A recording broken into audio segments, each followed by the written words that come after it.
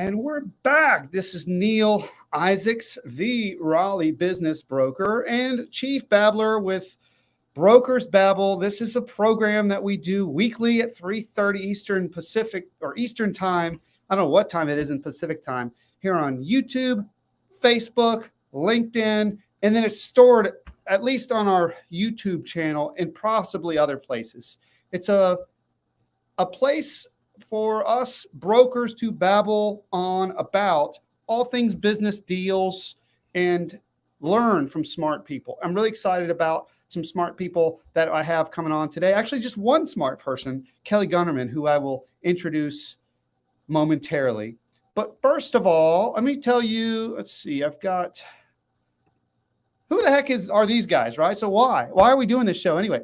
Well, my name is Neil Isaacs. I am a business broker. My firm's VR Business Broker. We sell other people's businesses, right? And I've been doing this for a while. I sold my business a while ago, and now I just help people do that full time. That's what we do. That's our specialty. Sell mainly just small businesses and then lower middle market.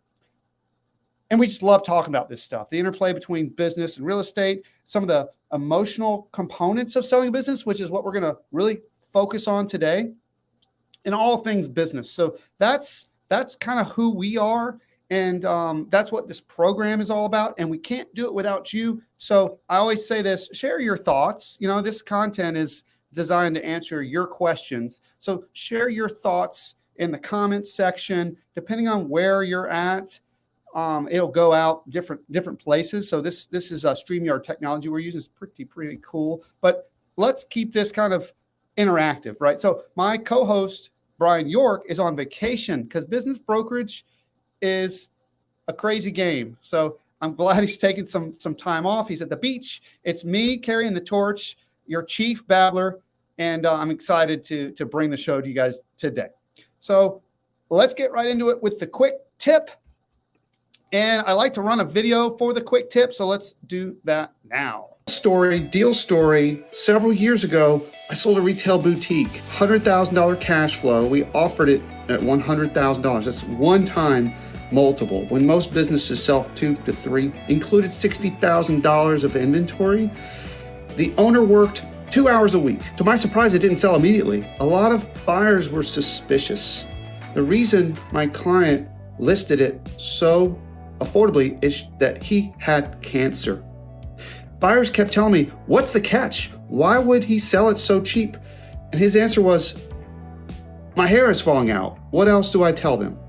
I think the lesson is sometimes there's not a catch. Sometimes it's just an opportunity. All right, so that is a true story, and the names have been changed to protect the innocent, but this is an interesting thing. Sometimes we find these incredible deals, and I got one right now. People keep being like, what's the catch? It makes money. It doesn't require time to use it. Like, this is too good to be true.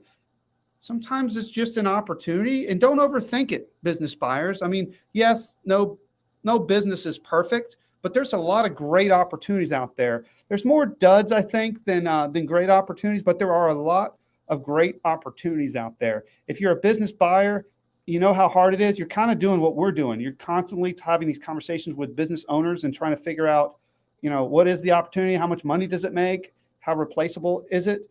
And sometimes you'll just find these really good opportunities where they do make money, and there's a personal reason why the owner doesn't want to run it anymore. And that's a great opportunity. So if you see that, jump on it. They typically go pretty quickly. And so that's my tip of the week. So next up, I want to share our deal of the week before I get into our guest of the week. And this one is an opportunity just like the one that I just described. So I'm actually going to put in the chat. I encourage you to put your comments in the chat. I'm going to share this opportunity in the chat. You can read more about this specific business opportunity. This is a gym for sale. It is a franchised opportunity. So you've got a franchisor that has developed all of the products and the procedures, and you don't have to work in the business. They've worked on the business, And this is the type of franchise that gives more than it takes. We see a lot of franchises out there where it's kind of like a magic box. You pay for the box, you don't know what's in it. In this case, they make $74,000. They made $74,000 in their trailing 12 months. $74,000 trailing 12 months.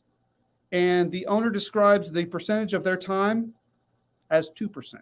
2% of their time they focus on this business. The other time they spend on different businesses. Is that something you'd be interested in? Because it's certainly something that I'm interested in. And if you don't buy it, maybe I will. Now, I'm kidding about that. But very cool opportunity. This is the type of stuff that we look for. Rarely do we see truly absentee businesses. The last one we had sold in less than 60 days. And most of that we were waiting on the landlord, which is pretty common. And the owner was in a different state. The buyer was in a different country. I mean, that's about as absentee as it gets. So this one is in Wake County. I can disclose that. I can disclose the top line revenue, I think is close to $300,000 and comes with $200,000 worth of equipment and things of that nature. And the rent is very affordable. It's got several trained people that run the business. So it's just looking for new ownership. The reason for sale, the owners have different businesses that they're focused on right now. And they're ready for their next chapter. So don't miss this one. That's one of those opportunities that we talked about.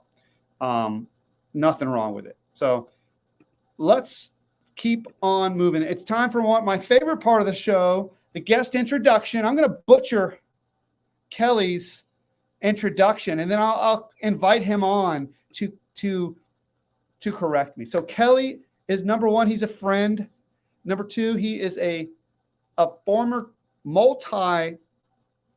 So he's bought 2 businesses from us, and he sold one with us, and he's the newest member of our team. He gives his time to nonprofits. He is a caring individual. He has spent more on my toddler than I have. He remembers it every birthday. He's a good guy. He's a good guy. So with that, I want to welcome to the program business broker and serial entrepreneur Kelly Gunterman. Welcome, everybody. How are you? How are you today, Kelly? Good. Thanks for having me on the Babble. Yes. This is Brokers Babble, and you and I, we babble on every week when we talk about these deals. And we sure do. And I know you're always hanging me. Hey, how much does that gym make? Is it a really good deal? You're always looking at our new opportunities and other opportunities. So, well, tell me a little bit more about you, Kelly. I want the people watching to kind of know more about you. Share whatever you'd like to share about your entrepreneurial journey.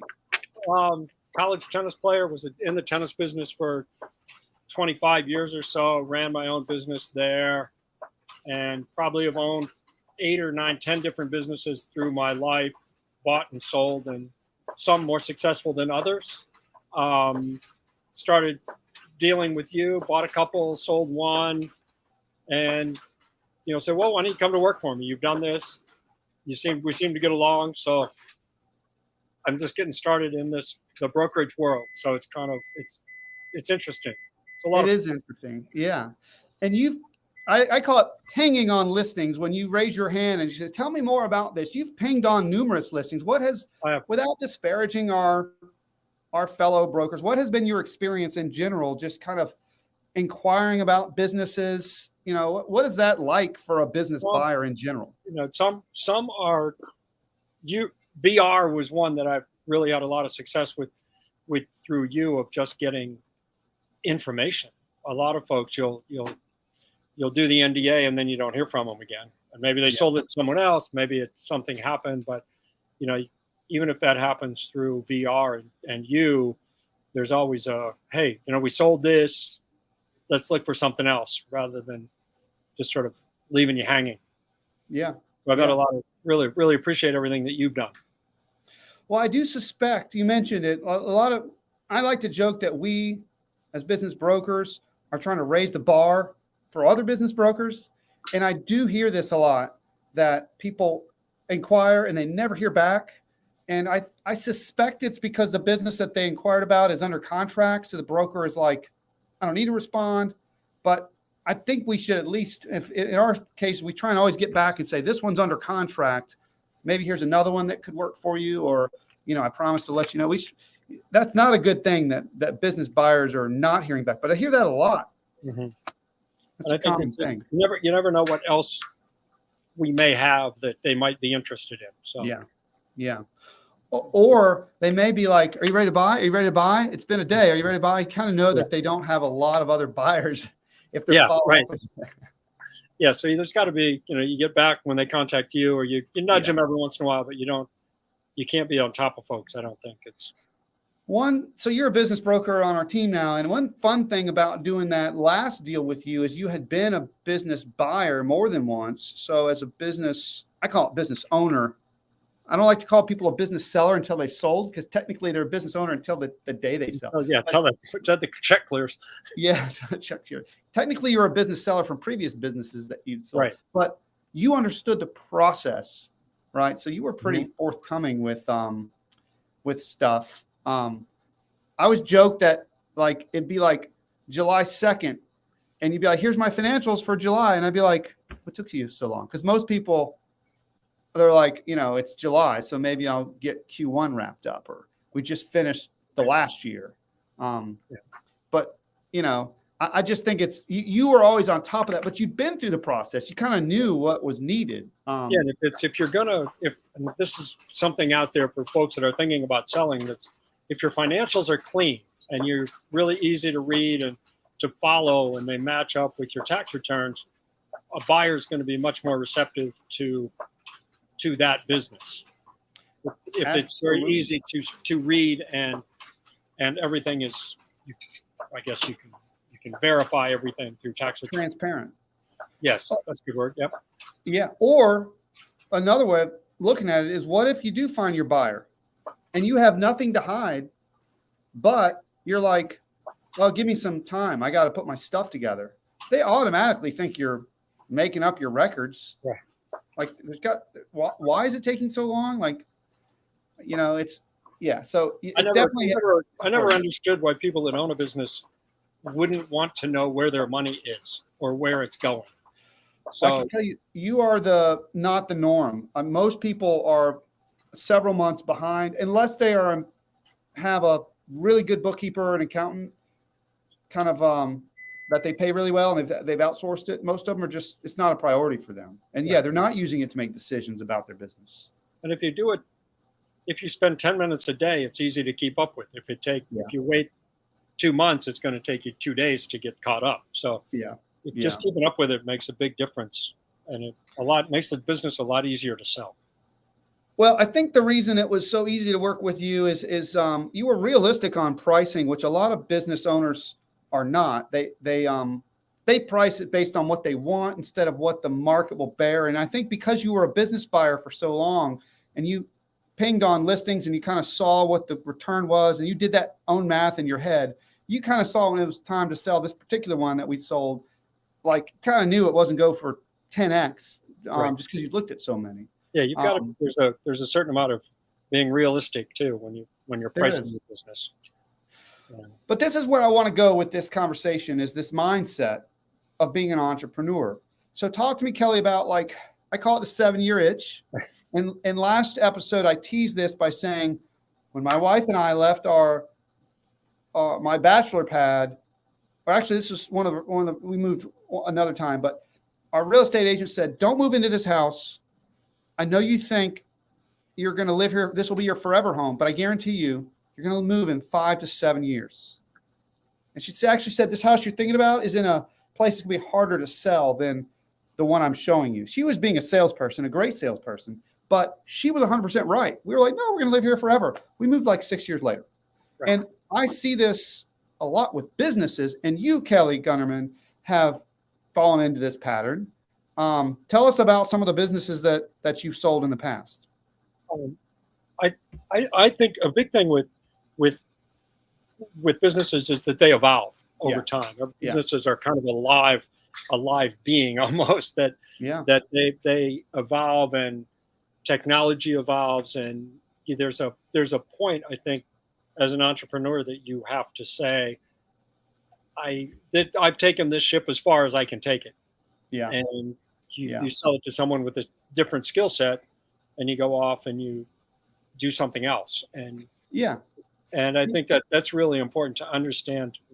And maybe folks will buy a business and they run it and they're making a living, and they're happy with it, and they don't Yeah. want to go to the next level. But to see a business that could grow, but it's just not in your wheelhouse, it's nice to sell it and move on and try something else. Well, and I'll take that to an extreme. I know people who have run a business for 50 years that they started when their grandparents were there, and they grew up there, and they didn't do anything, and then they sell it when they're, in their 60s, and they're like, I don't know what to do now. That's all I've ever done. I mean, that's really not a developmental type thing. Like, you're kind of limited your options if you're not growing, because most businesses, they kind of reach a saturation point unless you start to build multiple businesses or change your direction. So I like that change piece. Yeah. But with yours, did you get bored?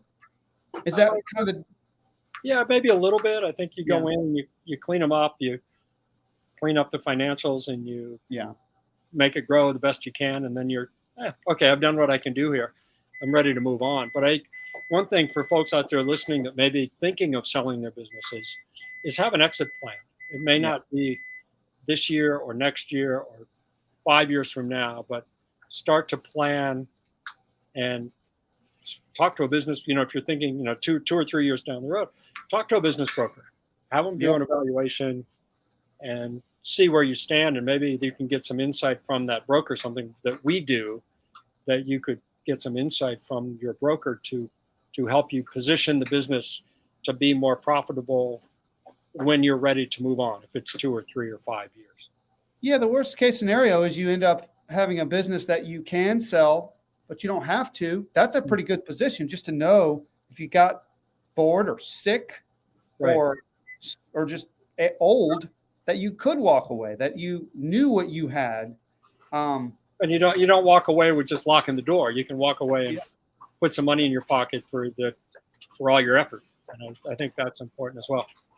I've seen several businesses that just walked away, and I always assume that they did know what it was worth, and it wasn't worth as much as it looked like. And that happens a lot where businesses close, and sometimes it's a matter of they couldn't get their lease, or they couldn't move it, or something like that. But every time a business closes, and it seems surprising, like everyone's on Facebook or LinkedIn talking about how they love that place, I think, what happened there? Why didn't they have an exit plan, right? Or a transition plan to a new owner or a new location or something like that? And with your businesses, Kelly, I know you did some acquisitions, so you bought out some of your competitors and you kind of built it up a little bit, right? Was that strategic, or was that intentional? Yes. Yeah. It was growth by acquisition. Yeah. I think another way to grow. It's kind of an interesting thing to do. If you can find the right businesses to acquire that fit your model. But I think going back, a good broker isn't just there to sell your business. He's there to help show you how to make it, to get the most profit out of it, so you're not walking away. And it's not, and we will do a lot of work for folks too. It's not like we're saying, okay, we need you to do all of this and this and this. We're going to sit back and wait for somebody to come in. There's a lot of effort in selling a business that once people talk to a broker, they can see how that affects the sale. Yeah, we do a lot of valuations, and people may not be ready, but they have no idea what it's worth. Or maybe they get an offer and they want to validate that the offer is the right price. And walking through that process of showing them, this is what buyers look at with your tax returns, your P&L. This is how we recast it. This is your weighted average cash flow. They've never seen that stuff before.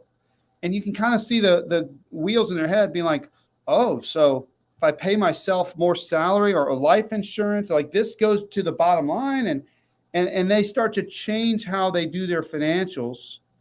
Hopefully they start to hire people because they see, it's a one-man operation and it's not that valuable because no one else can step into it. They'll start to make changes with their business. They may keep less money, but make their business more valuable. the multiple goes up. Yeah. So it's But interesting. you got to go through that process to learn that type of stuff. Right. I just encourage anybody that's thinking about, you don't have to sell it if you do an evaluation. It's just, it's information, and that's never a bad thing. If you're People planning, check their personal net worth all the time. Why wouldn't they check their business's net worth, especially because that may be a significant part of the their personal net worth, worth. right? Yeah. Well, why do you think that people sell? What are those reasons? Back to this mindset of selling after a few years, because I think the biggest one would be retirement. Would be health reasons would be one. Other business interests. They own 2 or 3 businesses, and they don't want to take the time to run all of them. Maybe you've had 3 good years and it's looking really good on the balance sheet, and you can get a better price for it. I've heard a lot of people say we want to sell because we think this is the top. We're afraid. But we know we don't have the energy to sustain one more market cycle. We've been through several market cycles. And even though it might come back, we don't want to go through that cycle. And the folks, and if you've, for all of us who've lived through COVID, you know that those cycles do happen. 100%. Yeah. And that was a brutal one, but it certainly showed us a lot. But I think all of those reasons, maybe you're just tired of it. Maybe you don't have the skill set to take it to the next level. And if it's technology or energy, it is. One thing that's kind of new for me is last year I sold at least 2 businesses that I'm aware of, 2 businesses that they sold for one reason. And then soon thereafter, after the sale happened, something very significant happened in their lives. And they were like, oh my God, I'm so glad I sold the business. Like I thought I needed to sell for this reason. But if I had not sold and I dealt with this other thing, one had a stroke, one had an immediate family member die. And going into that, they wanted to spend the last days with them, like the unknown reasons of why. It's kind of percolating, but maybe it's about to explode. One thing I find is that when people come to us, that first pass, a lot of times people say, I just want to learn, I want evaluation, or I want to learn how this process works. There's some reason why they're starting that process. And typically it doesn't get better. Whatever that motivating factor, it just kind of festers, tends to get stronger. Rarely does that problem just go away. Even if it's like they're overworked, they typically don't hire people to do the work that they're doing. And I'm just as guilty of that as anyone else. Yeah. So do you think this 5 to 7 year cycle is about what you see with your stuff and with the entrepreneurs you work with? Yeah. And it's, you'll start looking, and it may take some time to find that business that you want, or you think will work or fit your lifestyle, but you're always looking. Yeah. And it takes, I think it's harder to buy than to sell, especially now. I think there's a shortage of quality businesses to buy out there, but some people are trying to time it. I want to sell this and get into this next business. Because they have this vision of how they want to change their life. And let's face it, folks like me and you, we're not going to go and work at IBM. We're not going to become W-2 type folks. At a certain point, you're unemployable, so you almost have to buy another business. Yeah, and or you may not be unemployable, but mentally you're unemployable. You don't want to do that. You don't want to go be a corporate guy, but it's a different life. I've seen people try and time it down to the time of the year when they sell and buy for tax purposes, which is super smart. Like they know they're going to get this big capital gains exposure from selling. So they want to buy and depreciate and do the bonus depreciation on the next business. I'm not a tax expert, but they want to start depreciating the next business so their global tax income is offset from the sale and the acquisition. Okay. So they want to buy early and sell before the year is over. Pretty smart. Yeah. Well, good. So, I see this a lot, and everybody's situation is a little bit different, but I definitely see these patterns of the 5 to 7 year thing. It's kind of like people used to work at IBM for 30 years and get their gold watch and then retire and die. That was how our parents probably their careers worked, but now people change jobs every few years, and I think they get in and out of businesses in a similar trajectory. Everything is sort of on that kind of cycle: houses, jobs, business, whatever it is. Yeah. There's a lot of that in our life that we just. If anything, I think it's speeding up. Yeah, might be. People get bored faster. Look at media. People watch short videos to watch. They don't watch full videos anymore, right? So maybe they've lived their lifestyle the same way as well.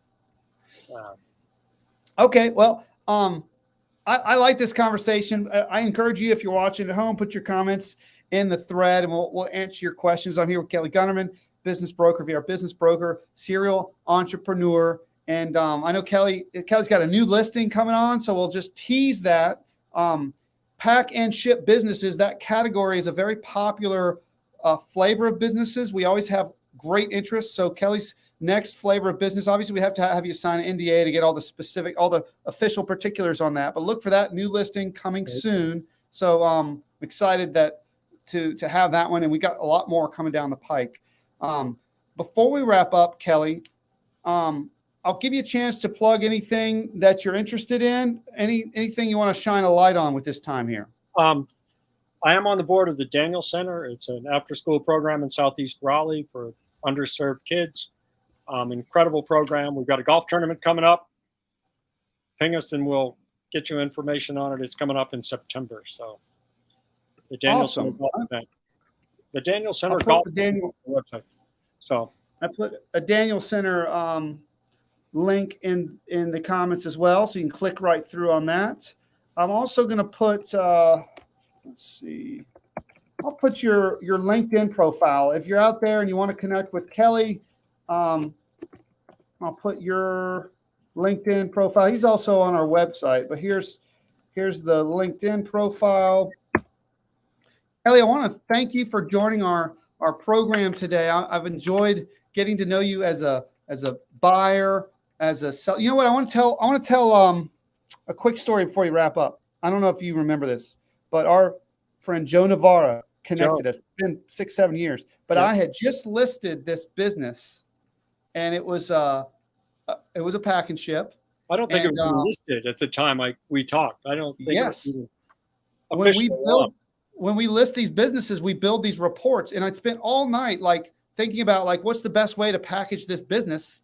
You know, it's recurring revenue. It's in a great area. It's got a nice lease, and blah, blah, blah. And then Joe introduced us, and you came in and you said, you know what, I'm looking for a pack and ship, great location, maybe this part of town. You described exactly what I was just listed or was about to go live. And I was like, this is too good to be true. I think about a month later, I owned it. So it was good. We got to thank Joe for that. Joe's a good guy. He is. Joe is a good guy. I appreciate him for connecting us. And it's kind of ties back to our theme of this 30 minutes or so, is sometimes it's just good opportunity. Sometimes it's just meant to be. So sounds great. I appreciate having me, Neil. Thank you. Thanks everybody for watching. Kelly, thanks for being my guest. This is Neil Isaacs on behalf of Kelly Gunterman, Brokers Babble. We'll be back here in a week and 23 hours, basically next Monday at 3:30. So join us live, and you can watch this on YouTube. Have a great one. Mahalo. Thanks, Neil. Take care. Bye.